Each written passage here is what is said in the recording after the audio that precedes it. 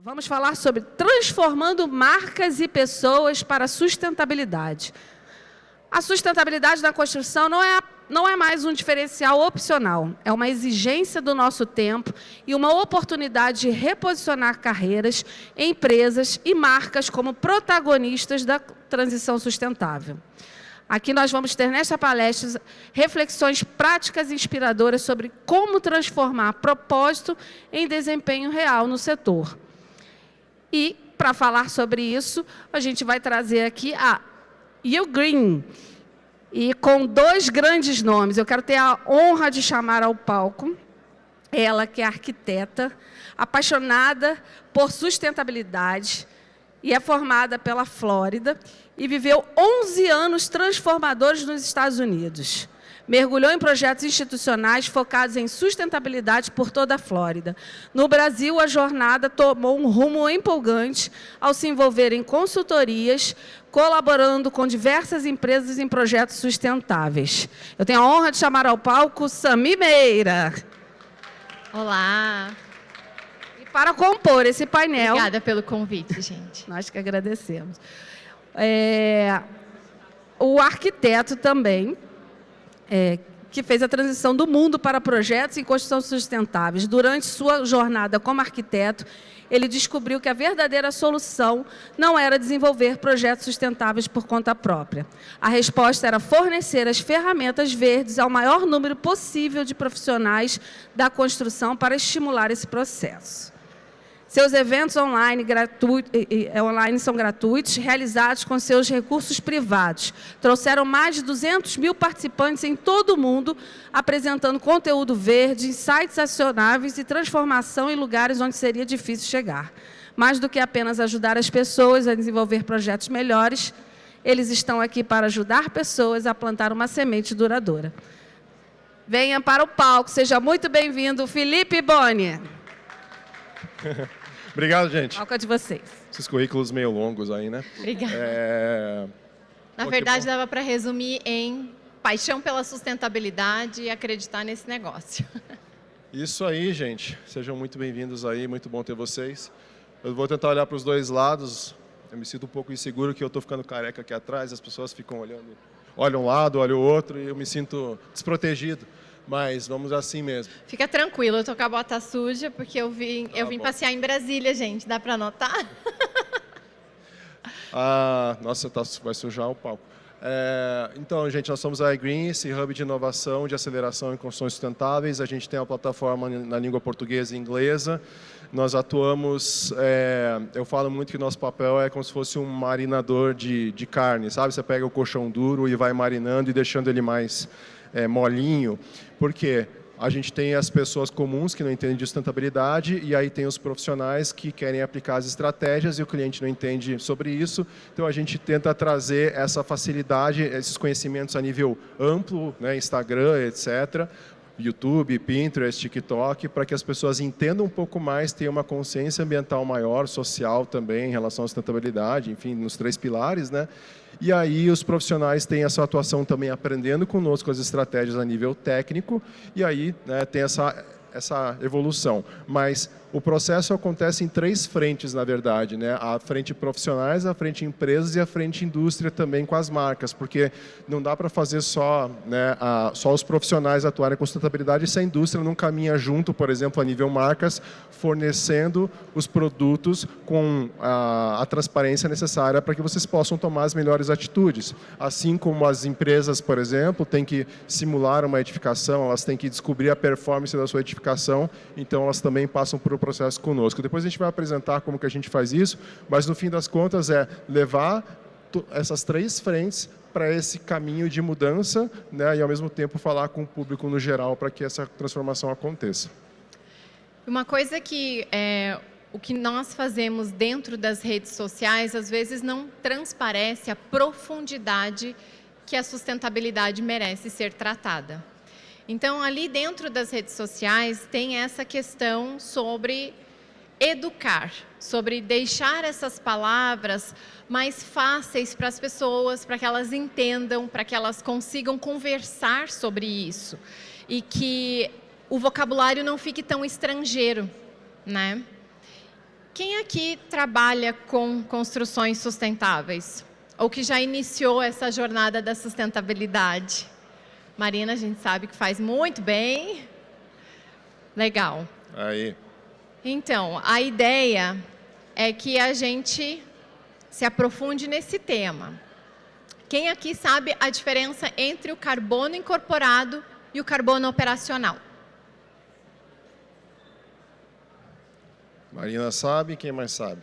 Legal. Aí. Bom, então, estamos na direção certa aqui novamente.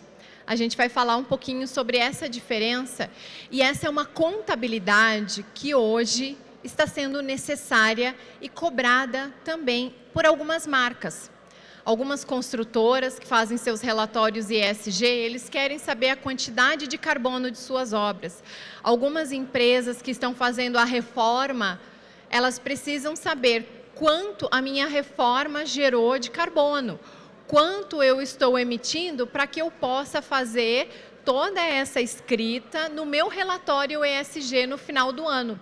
E isso vai refletir em como a empresa está se portando no mercado e como ela está atuando ao diminuir a sua pegada de carbono. Todas as indústrias estão nessa questão da contabilidade de carbono. Isso é uma nova moeda de troca. Essa é uma moeda em que o mercado financeiro está falando.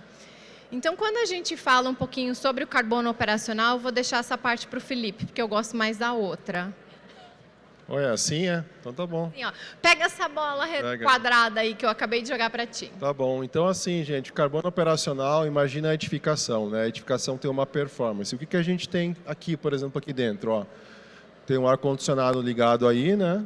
Para a gente não morrer, Brasília, né? Ninguém morrer de calor. Tem iluminação artificial aqui, né? A gente tem iluminação lá no cantinho também. Então, a gente tem esses sistemas funcionando. Eles gastam energia a cada mês. Cada mês existe um consumo de energia. Como nós conseguimos diminuir esse consumo de energia? Então, esse é o fator que a gente tem que pensar. Como trabalhar nesses elementos, né? Então, a gente vai falar sobre eficiência térmica da edificação, diminuir, né, aumentar as horas de conforto da edificação, diminuindo o consumo de energia. A gente vai trabalhar, por exemplo, na questão da utilizar ao máximo da iluminação natural, utilizar tudo que tem do clima, né? O clima é gratuito, né? A gente tem vento, a gente tem sol, como a gente utiliza isso do jeito certo e não do jeito errado. Se a gente utiliza do jeito certo, a gente vai economizar energia, né? E isso, ao longo de vários anos, vai fazer muita diferença. Então, esse é o carbono operacional. Agora fala o que você quer falar, Sam. Vou falar do carbono incorporado. O carbono incorporado, por enquanto, ele está sendo o patinho feio da sustentabilidade, porque pouca gente está falando sobre ele. Só que o carbono incorporado, ele afeta o carbono operacional também, porque tudo que a gente está contabilizando aqui são todos os materiais que nós estamos escolhendo para essa edificação. Então, todos esses materiais, eles compõem essa edificação, todos eles têm uma origem, todos eles têm de onde vêm os materiais, qual é o processamento, qual é a indústria que está processando esses materiais, qual é o tipo de energia que essa indústria utiliza, qual é o tipo de caminhão que ela utiliza para que esse material chegue à sua obra, para que ele chegue à distribuição. Depois, o carbono incorporado, ele afeta o tipo de material que você escolheu, ele vai afetar isso aqui, ó, o desempenho operacional dessa edificação. Então, se eu escolhi o material correto, eu vou diminuir a minha pegada de carbono operacional, porque eu tenho ali um material que responde ao clima, que vai me ajudar com o conforto térmico, que vai me ajudar com a distribuição lumínica, às vezes, dependendo da cor, da tipologia, da transmitância. Tudo isso contribui para que os sistemas funcionem melhor. Só que o carbono incorporado, ele é essa faixa vermelha. Uma vez que você escolheu e que ele está na obra, não tem como a gente modificar ou melhorar. A escolha está feita. O carbono incorporado, por sua vez, a gente tem a possibilidade de novas tecnologias. E quando essas tecnologias avançam, a gente consegue deixar uma edificação antiga, por exemplo, eficiente. À medida que a gente vai trocando esses sistemas, as inovações, os sistemas começam a conversar melhor, a própria automação hoje já é algo que deixa muito fácil a gente controlar bastante essa operação. Então, a importância de se olhar para esses dois itens. As duas contabilidades de carbono são necessárias para que nós estejamos, de fato, entendendo o peso da nossa arquitetura. Exato. Então, assim, só narrando ali, tá fazendo um Galvão Bueno aqui, a gente está selecionando alguns tipos de materiais. A gente vai selecionar, por exemplo, um timber, né, madeira. Então, a pegada de carbono diminui. Aquele branquinho que ficou ali em cima são as reduções que a gente conseguiu nessa pegada de carbono, do carbono incorporado principalmente, porque o vermelho que reduziu bastante, né, que é o produto por si só. Aí o azul vai ser relacionado à performance dos sistemas da edificação, né? Então vai ser mais relacionado, por exemplo, à questão da condutividade do material, vai ser relacionado à questão, né, da radiação que deixa passar em um vidro, etc., né? Então, é isso que a gente vê. E aí, o que acontece? A especificação de materiais ela vai se tornando uma ferramenta decisiva no processo, só que a gente não consegue fazer isso sem os dados. Não tem como a inteligência artificial ser inteligente sem os dados, ela vai ficar inventando resposta para você. Então, a nossa intenção é acelerar esse processo cada vez mais para que a gente tenha as informações, porque o peso do profissional na especificação, a gente sabe, a gente está correndo... Eu sou arquiteto, né? Cada projeto que a gente faz é um tempo que a gente tem ali, né? A gente está correndo contra o tempo, tem que receber, a vida corre. Então, a indústria, né, ela tem essa responsabilidade, ou deveria ter, né? Então, como que a gente pode fazer isso, né, se a gente não possui os dados aí? A importância de se ter dados... esse aqui é um exemplo do que nós realizamos para um edifício na Arábia Saudita. Esse edifício, ele precisava entrar numa contabilidade de carbono que a legislação lá oferecia. Então, ajuda quando a legislação também está trabalhando do nosso lado, né? Mas, basicamente, hoje, os países árabes, eles estão trabalhando com uma cartilha que se chama Visão 2030. E a Visão 2030, ela requer uma diminuição de carbono para todas as construções que estão sendo realizadas. Eles estão num momento grande de expansão, no momento em que isso é necessário.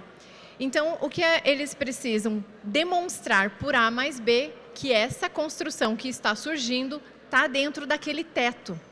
A mesma coisa está acontecendo na Europa, onde se tem um passaporte de materiais e se tem um teto para cada edificação. Se a sua edificação tem 21 andares, 22, 27, você tem um teto de emissão de carbono. E quando você tem esse teto e você ultrapassa esse teto, você paga mais. Você paga mais impostos por isso. Então, quando você fica abaixo, você ganha benefícios. E isso tem sido um incentivo muito grande para essa contabilidade. Para isso, eles precisam fazer esse tipo de ação, que é uma análise de ciclo de vida predial, onde se coloca esses números. Essa edificação, ela estava passando dessa contabilidade, e aí a gente entrou para fazer aonde poderiam estar as estratégias que diminuiriam essa pegada de carbono. E aí a gente chegou ali...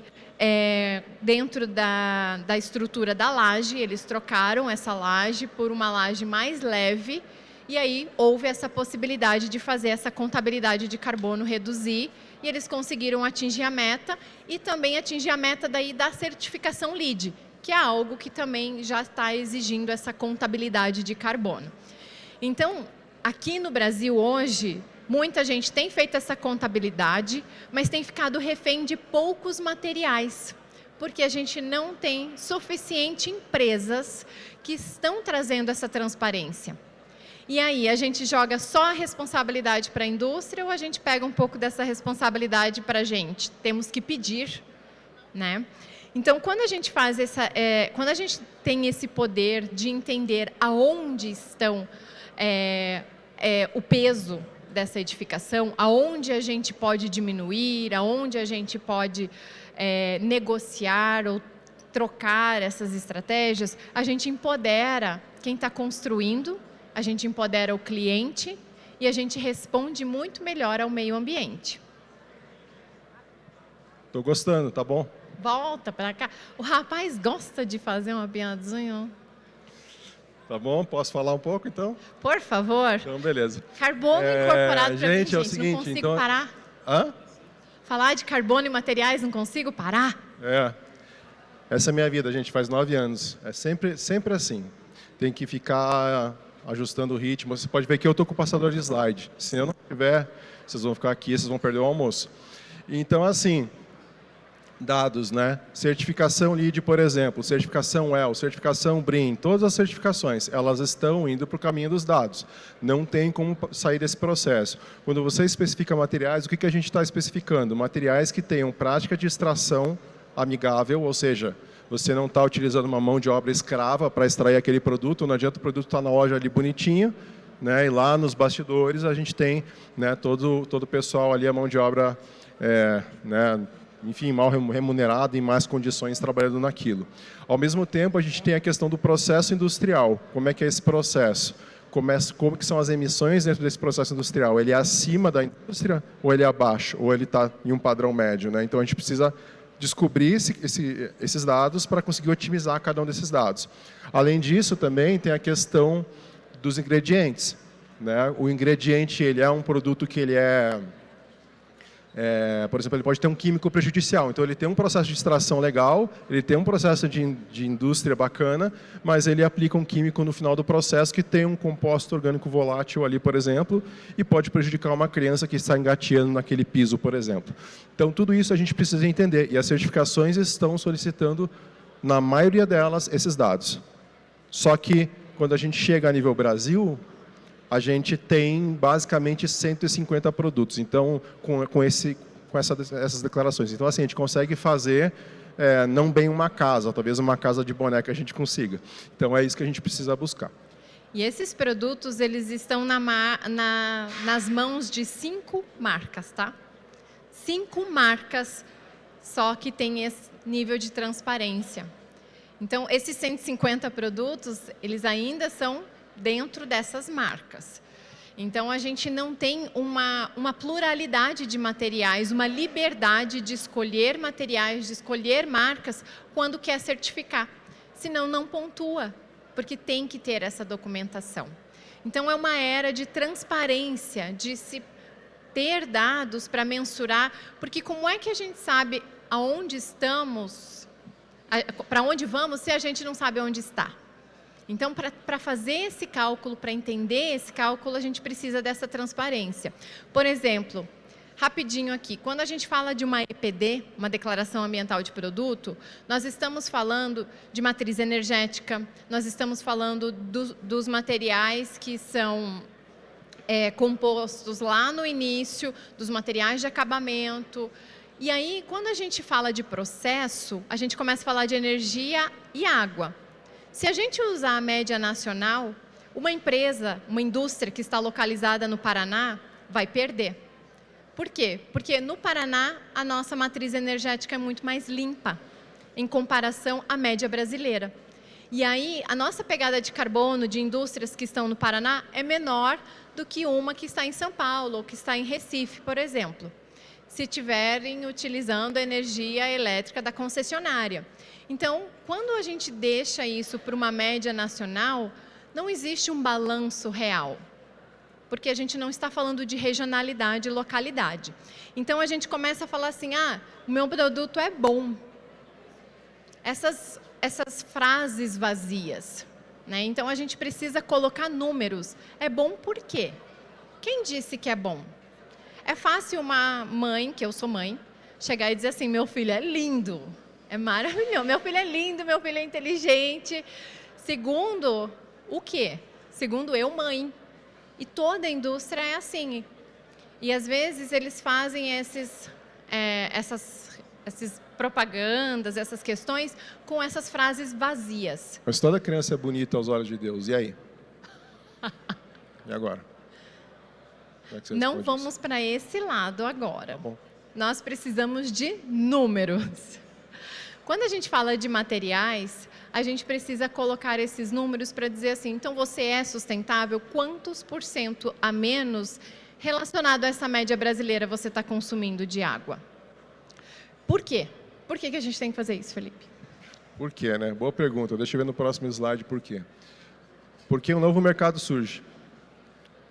E esse mercado, ele vem trazendo um cenário diferente, né? Então, quem tem filho aqui? Vocês acham que eles cresceram com mais consciência ambiental que vocês? Sim, né? Eles já vêm com uma plaquinha mãe mais atual um pouquinho, né? A gente teve que atualizar os nossos 386, né? Dar uma ajustadinha para se atualizar, né? Eu saí da faculdade em 2005, não tive muito conhecimento relacionado a essa área, mas hoje os jovens já têm, né, esse processo de entender mais. Quando a gente faz eventos da iGreen, nós somos uma empresa, né? Então a gente tem que pagar as contas no fim do dia, acredito como vocês também, né? Então, quando a gente abre um evento sobre sustentabilidade, e a gente faz o tráfego orgânico e um pouco de pago também. O pago, a gente precisa basicamente fechar a torneira para o público até 28 anos de idade, assim. Porque é o pessoal que, né, quando você faz uma campanha, a métrica vai ser a conversão da pessoa em pessoa registrada. Então, os algoritmos vão tentar trazer essas pessoas cada vez mais. Só que essas pessoas, para a gente, ainda não pagam a conta, sabe? Elas não têm o poder aquisitivo, mas elas têm a vontade. Você vê, a gente tem que, às vezes, lutar contra o nosso próprio público para trazer pessoas mais velhas, que já têm, né, tem a ação, tem a poder adquirir um treinamento, adquirir, né, fazer uma consultoria conosco, mas é algo que a gente vai vendo o padrão aquisitivo, né? Então, assim, a gente faz um semiárido da audiência nova, que eles já chegam com essa consciência, depois eles vão ganhar poder aquisitivo. Só que, ao mesmo tempo, tem uma série de marcas que vocês podem estar trabalhando, que trabalham, por exemplo, com esse público já. Vamos dizer assim, uma loja mais popular ou de um produto mais voltado ao jovem. Então, ter essa linguagem faz muito sentido. Então, dependendo do cenário, vai fazer muito sentido já financeiramente já, né? Mas no futuro pode ter outros cenários que a gente vai estar semeando para esse público já chegar e já ter essa consciência de que você, né, é um profissional, uma empresa, uma marca correta. Eu imagino que a gente é tipo um Ronald McDonald legal, assim. Então, acho que essa é a nossa linha de pensamento. Então, a gente vai percebendo esse pessoal, né, as marcas tendo mais interesse, a gente vai percebendo, né, vários... Esse cenário aí é de um estudo da Harvard, né, Sami? Esse cenário aqui é uma mistura, é um estudo de Harvard que também colocou as tags na Amazon com vários produtos que diziam ser sustentáveis.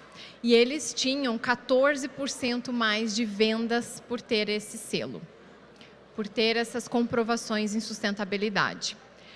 Aí a gente também reuniu algumas informações sobre um estudo que trabalhou com designer de interiores, buscando saber das empresas que estão em diferentes países, então são empresas que possuem unidades em mais de um país.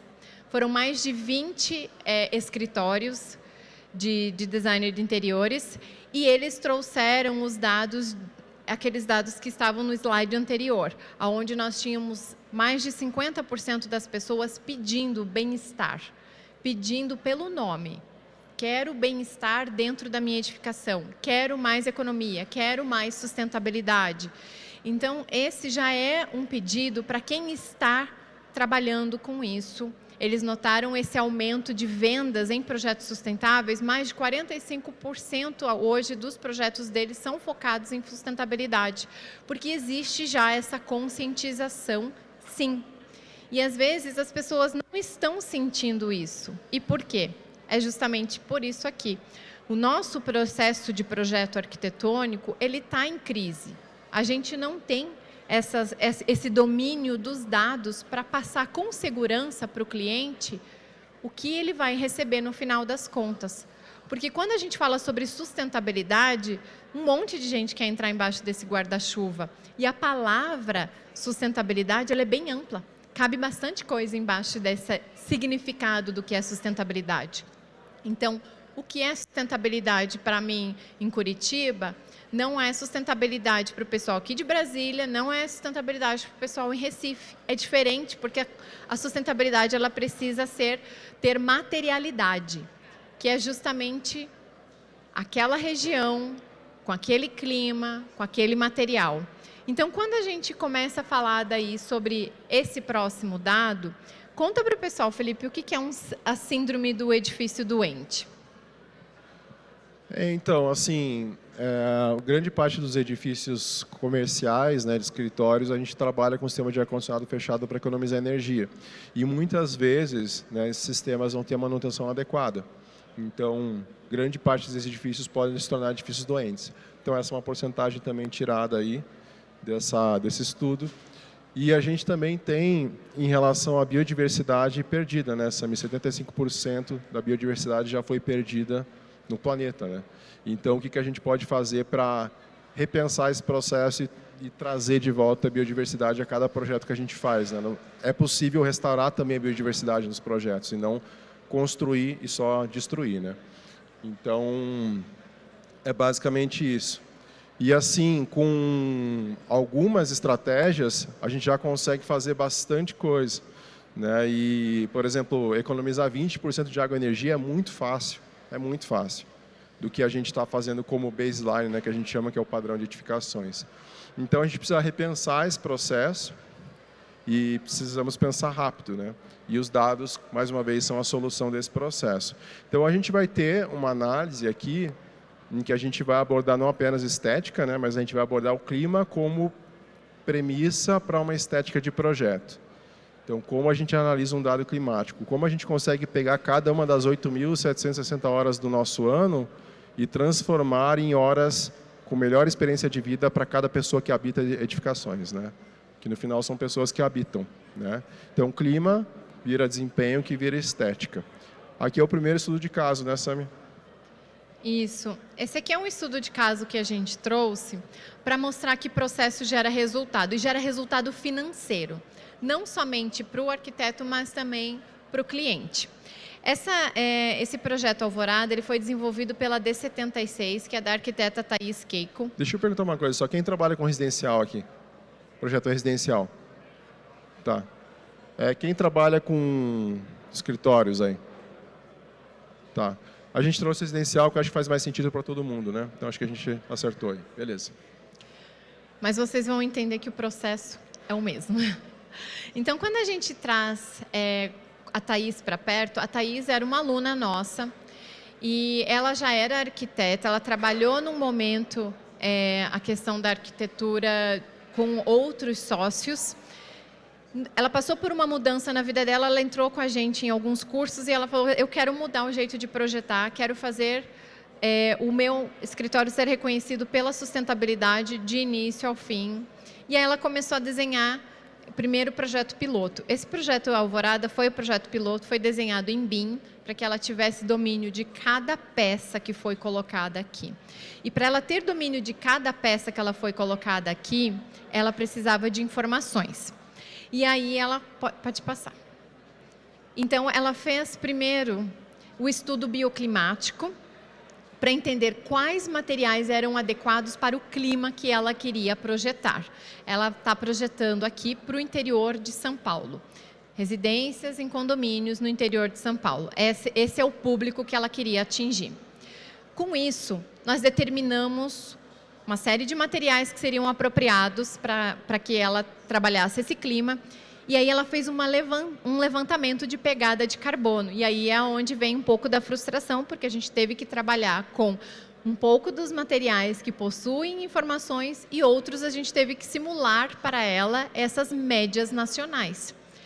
E aí a gente trouxe cada ingrediente da estrutura principal, da estrutura secundária e dos acabamentos. Nós fizemos um relatório para ela, com todos os materiais que interessavam, para que ela pudesse selecionar o fornecedor com a menor pegada de carbono e que fosse mais interessante o custo-benefício para o cliente também.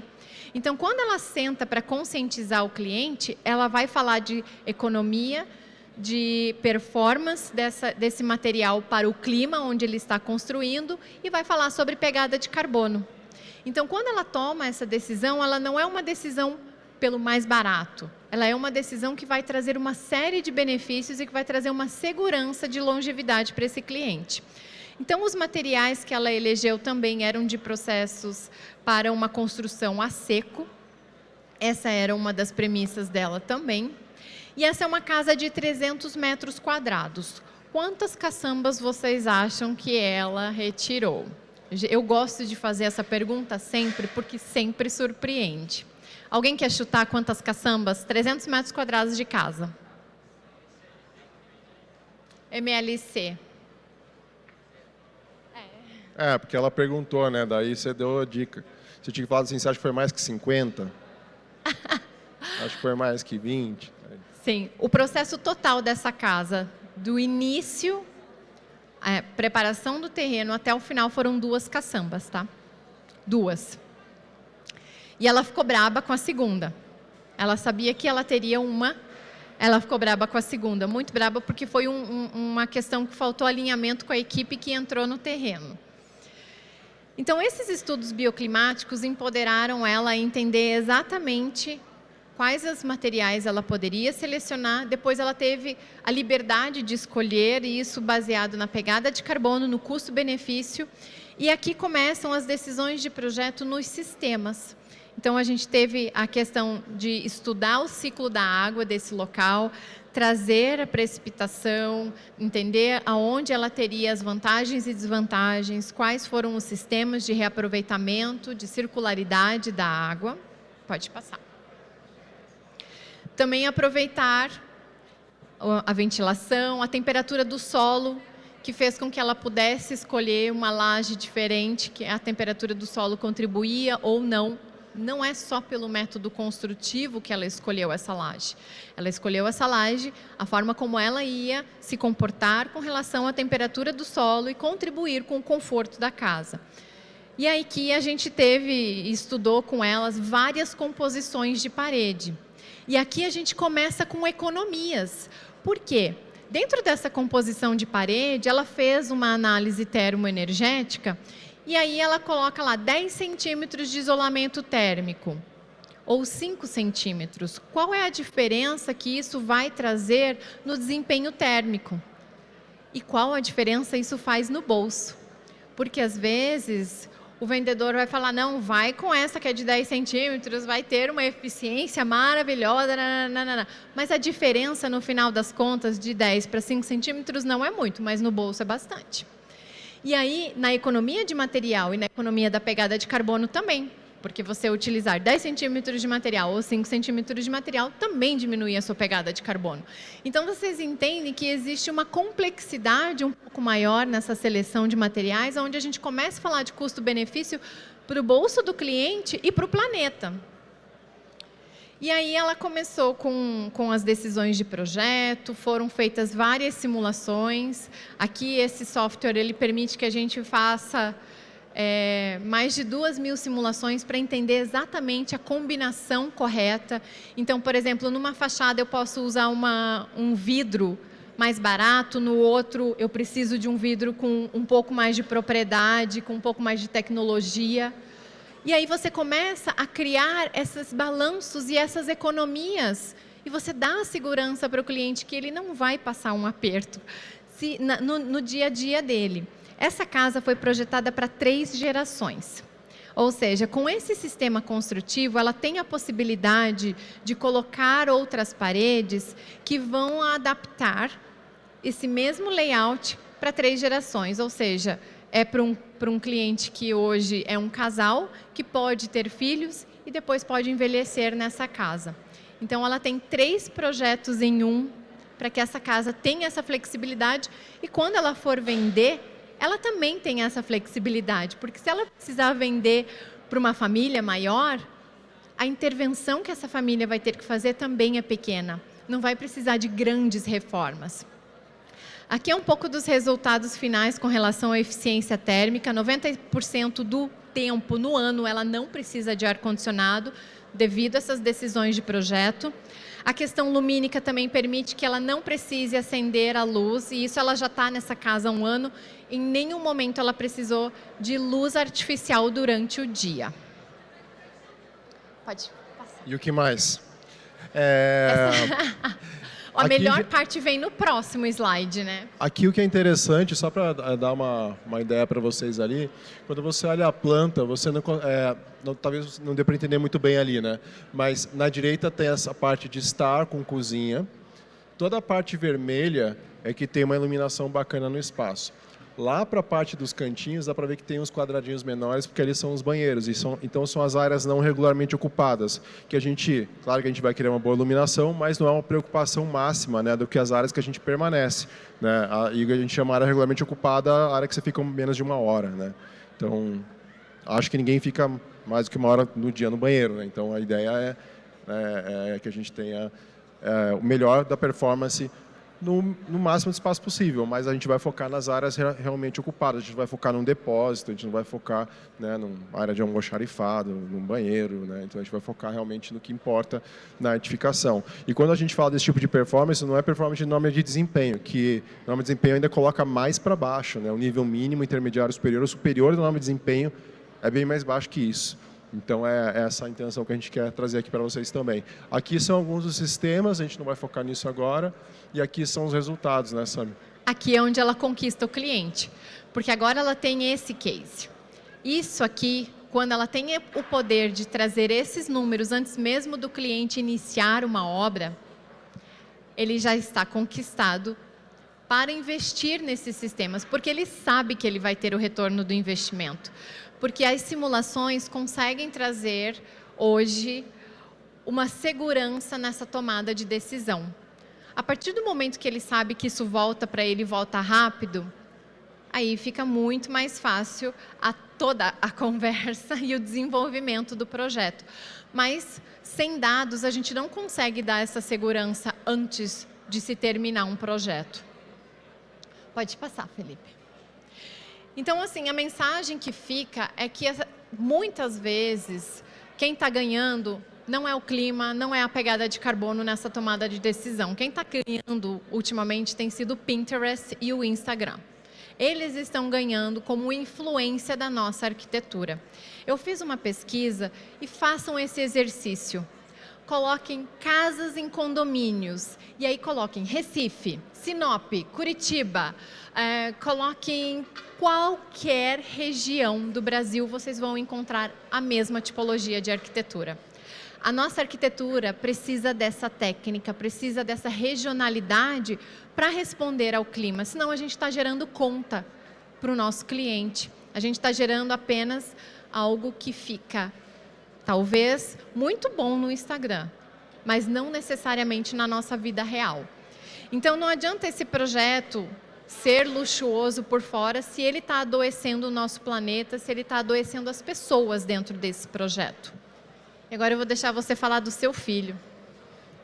Pô, chegou meu momento agora. Que alegria, hein? Brilha! Chegou a minha hora. Até vontade de pegar o microfone e fazer uma microfonia aqui. É o seguinte, gente. Isso aqui é a Casa Guararapes, é um processo que a gente fez que eu acho que é bem interessante, apesar de não estar muito legível para vocês. Alô? Nós temos um canvas ali em cima que vocês enxergam e... Alô? É algo que a gente criou para estruturar o começo de projeto sustentável. Porque o que a gente percebe a nível de consultoria, né? Muitas vezes o projeto chega para a gente e grande parte das estratégias já passou. Então, a gente não consegue comunicar isso da forma, assim, levar toda a performance que a gente poderia em uma edificação. Então, a gente consegue, a partir desse processo, dar o controle para os profissionais da aplicabilidade dessas estratégias, realmente o controle climático da edificação para que o começo do projeto seja feito da forma certa. Porque se ele chega no meio para a gente a nível de consultoria, a gente perde muito da performance já da edificação. Exemplo, já chegou caixas de vidro para a gente simular. Dá para deixar aí confortável essa caixa de vidro?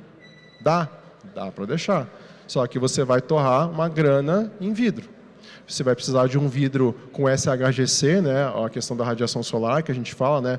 A gente vai ter que diminuir o máximo da radiação solar com um vidro de alta performance. E se você quer transparência ao mesmo tempo para enxergar lá fora, você vai ter que ter a transmitância luminosa alta. Então, se você não quer que a radiação passe pelo vidro e transmitância luminosa alta para você enxergar lá fora, isso é tecnologia. Como eu diria, feiticeira, né?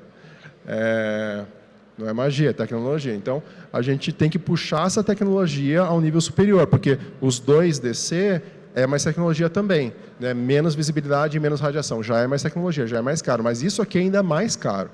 Então, assim, beleza, a gente pode ajudar vocês, mas não vai dar para ajudar muito, entendeu?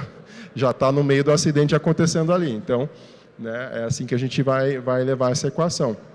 Fora a questão da condutividade, que é um outro fator que eu nem vou citar aqui. Então, a gente dá esse controle. Estratégias voltadas ao clima, estratégias voltadas ao lote, então macro, micro.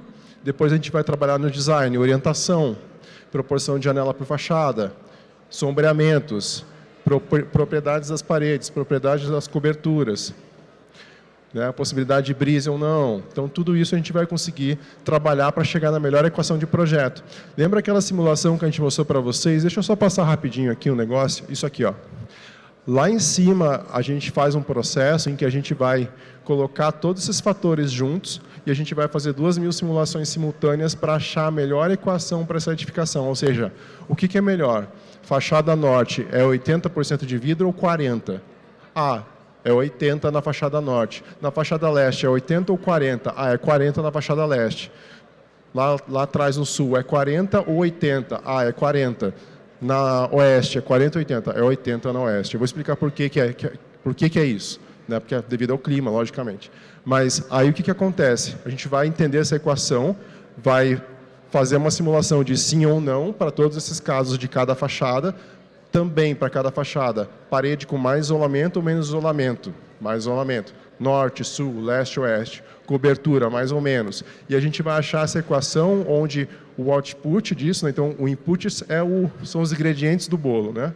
E o output é o resultado final disso, ou seja, o que eu quero de resultado final? Eu quero o mais conforto possível. Qual que é a equação que eu vou chegar com o máximo de conforto possível? Então, vai ter um resultado, uma combinação de fatores que vai gerar esse maior conforto possível. E é possível colocar também payback. Porque você pode ter o máximo de conforto, só que o payback vai ser 40 anos. O cliente vai querer ter esse retorno de investimento em 40 anos. Se tiver uma equação que, em vez de 80% de conforto, tem 78%, mas o payback é 6 anos. Né? Então, essa é a inteligência que os dados podem fornecer ao projeto arquitetônico. Então, é isso que a gente gosta de trazer sempre. Então, voltando para o projeto aqui, tem as plantas, né? Planta, todo mundo já viu umas plantas aí. Nada demais. Aqui tem a parte da radiação. Então, é a leitura climática. A gente começa lendo o clima. Leitura do clima, a gente vai verificar lá como resultado final. Está vendo que tem umas linhas amarelas na vertical? Aquilo ali são os meses do ano. E tem um azulzinho bem pequenininho. Ou seja, eu vou descobrir em cada mês o que eu preciso. Eu preciso resfriar ou eu preciso aquecer. Nesse caso, o clima de caçador, lá em Santa Catarina, no oeste de Santa Catarina, a gente precisava aquecer. Então, lá você pode ver que vai crescendo no meio do ano. Né? No inverno, o inverno vai chegando, a necessidade é aquecimento e não resfriamento. Então, a edificação vai ter que ser projetada para buscar esse aquecimento no inverno. Né? Então, lendo os dados, a gente consegue chegar nessas equações. E aí, a nível tecnológico, a gente consegue aprimorar esse resultado, ou seja, o meu beiral precisa ter 1 metro ou 1,20 m, 1,20 m ou 1,40 m, 1,50 m. A gente vai estudando, daí vai afinando esse resultado do projeto e vai chegando num resultado ainda melhor. Então, aqui, leitura climática, lá na esquerda, carta psicométrica, ou seja, lá na esquerda vocês conseguem ver, aqui assim, ó, desculpa aí, gente, do outro lado, mas na vertical a gente tem temperatura. Lá na esquerda, menos 5 graus, na direita, mais 40 graus. Umidade, baixa ou alta, ou seja, o clima de caçador é frio e úmido, porque os azuis que estão ali, aqui assim, ó, esse azul está grande parte em temperatura entre 5 graus até 10, 15 graus ali. Então, só para mostrar para vocês aqui, gente, desculpa aí. Então, assim, aqui o clima está frio, né? Esse azul aqui, e bastante úmido. Então, a gente precisa trabalhar nessa questão. E quando você faz isso, você descobre as possibilidades que você tem. Então, aqui são as combinações, como eu já tinha comentado antes, e aqui a gente chegou nos resultados. Para salão, que era o principal, e salas de reunião, que são as áreas regularmente ocupadas da edificação. O resto era depósito, cozinha, que não é tão utilizado.